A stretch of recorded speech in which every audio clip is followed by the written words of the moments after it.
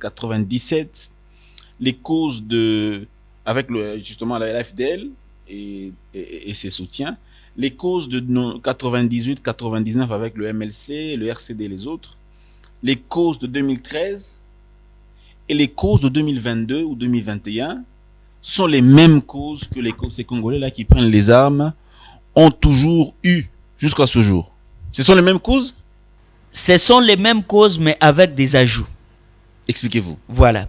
Les Rwandais réclament toujours les terres congolaises qu'ils qualifient des terres rwandaises. Ça, c'est depuis longtemps. Oui, ça, c'est depuis longtemps. Depuis l'histoire. Oui. Pourquoi? Parce que même avec la venue de l'AFDEL, c'était ça l'entente. Oui. De céder une partie du territoire national au Rwanda. Mais quand le président Mouzé Laurent Désiré... Donc, Mouzé avait signé avec le Rwanda qu'on va leur céder une partie du territoire national. L'accord de l'Émirat. Il a toujours renié, il a toujours renié l'existence de cet accord-là de l'Émirat.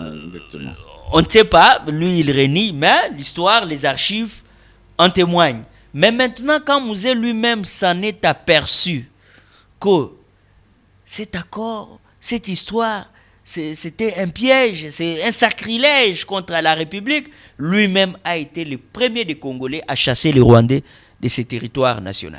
Il a chassé les Rwandais dans ces pays en 97, 98, 99, jusqu'à ce que, au finish, ces gens ont orchestré un assassinat contre le président Mouzé Laurent Désiré Kabila. Et le régime qui est venu après a pactisé aussi avec les Rwandais pour la paix.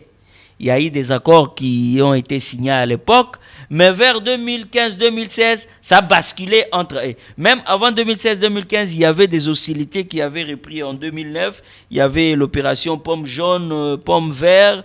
Il y a eu à l'époque du fait, je crois, le colonel Mamadou Ndala qui avait mis fin à cette guerre en 2013. Donc déjà à partir de 2013, cette histoire d'M23 avait pris fin. Il y avait juste des groupes armés qui existaient. Alors, c'était quoi les problèmes? À partir de 2013 jusqu'à nos jours, les problèmes, c'est quoi? Ce sont des Congolais qui manifestent leur frustration envers le pouvoir en place. Lorsqu'ils se retrouvent mis à l'écart de la gestion de la chose publique, ils tombent dans la frustration. Mais Martin Fayulu n'a jamais... Ils vont prendre les armes. Martin Fayulu... Et quand ils vont prendre les armes... Ok. Ouais. C'est bon. Et quand ils vont prendre les armes, ils se retournent vers le Rwanda. Le Rwanda qui demeure dans sa frustration interminable, qui réclame les terres congolaises qualifiées chez eux comme des terres rwandaises. Vous allez voir avec moi qu'au Rwanda, il y a des prêtres catholiques qui enseignent des gens à l'église, même à l'école. On enseigne que Massissi est une terre rwandaise. Ce qui est catégoriquement faux. Avant 1885, le Rwanda n'a pas existé. On a suivi les ministres des Affaires étrangères rwandais dire que l'AFC M23 et le Rwanda ont un point commun. On se rencontre à un certain point, c'est le combat contre les FDLR. Les combats contre les FDLR, la neutralisation des FDLR, un engagement signé par le gouvernement congolais à Washington avec le Rwanda.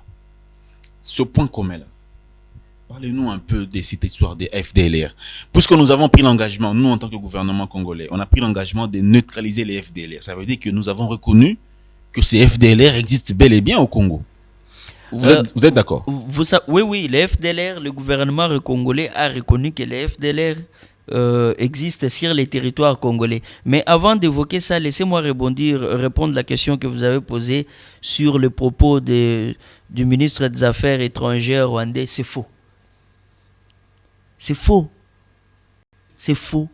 L'AFCM 23 sur les territoires congolais n'est pas en train de neutraliser les FDLR. L'AFCM 23 sur les territoires